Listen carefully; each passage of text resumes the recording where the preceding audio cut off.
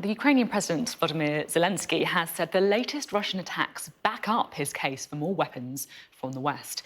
At least 11 people died in missile strikes yesterday, and Canada is the latest country to commit tanks to Ukraine. Joining me now is retired Air Vice-Marshal Sean Bell. Always great to speak to you and try and find out what's going on, I guess, behind all the headlines when it comes to Ukraine. And the headlines at the minute are tanks.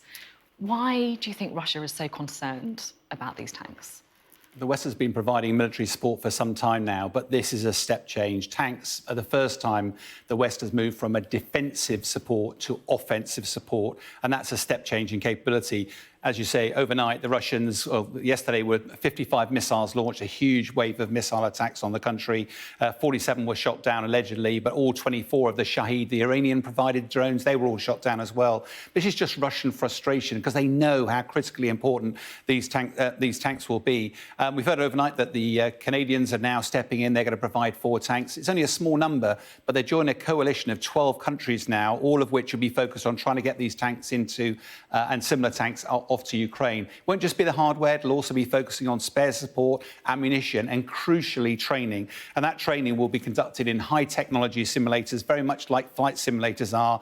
They'll be in a mock-up of a tank itself. They'll be looking out at what they feels like the real world. And the Russian threats that they'll be fighting will be driven by specialist simulator operators to create the most realistic, immersive environment.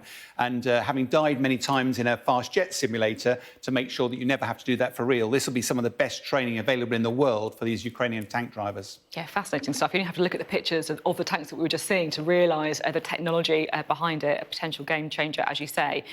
That's for the future, because obviously the training needs to happen, the tanks needs to arrive, as President Zelensky told Kay Burley. What's happening right now on the ground, then? We look at the map, we can get a brief canter of the update. The Wagner Group are still very active around Bakhmut here. They're knocking on the door, but not really making much progress. The Russians, interestingly, have reported they've had some success about Volodar across in the Donbass, but also Orikhiv across in the Zaporizhzhia area.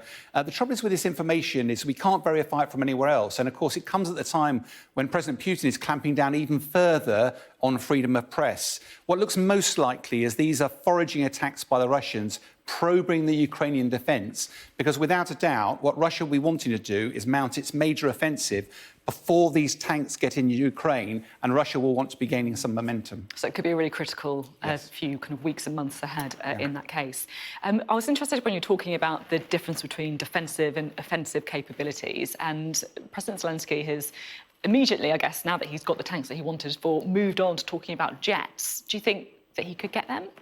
It was interesting, the shopping list, wasn't it? Asking for tanks for ages. As soon as he got those on his birthday, immediately asking for jets. I think what's interesting, first of all, it feels like a shopping list, but equipment doesn't equal operational capability. To turn a bit of equipment into capability, you need training support. By way of example, anti-tank weapons we're providing, if I was to give you one of those, within a day, you'd probably be able to fire it. I'm not sure about that, but well, it's relatively simple training. Maybe. But if you then go to tanks, we're talking about weeks or even months, even for seasoned operators. As soon as you get to fast jets into this domain, even if you've got a seasoned campaigner like myself, it would take this is your my domain, yeah. But it would take literally months or years to convert these people, and they just don't have that sort of time. Western air power undoubtedly would prove a crucial, absolutely decisive effect on the battlefield. The challenge is you'd probably have to put Western pilots in there in order to exploit it. And so far, the West is not actually prepared to put combatants into this war in Ukraine. But it is worth noting, President Biden, when the tanks were offered, made really clear to President Putin, these are not here to threaten Russian soil, they're simply to evict. The same logic actually applies for air power. So whilst I don't think we're going to see air power from the West arrive in Ukraine anytime soon, the decision about the tanks makes that decision just one step closer. That's really interesting. Always good to talk. Thank you very much indeed.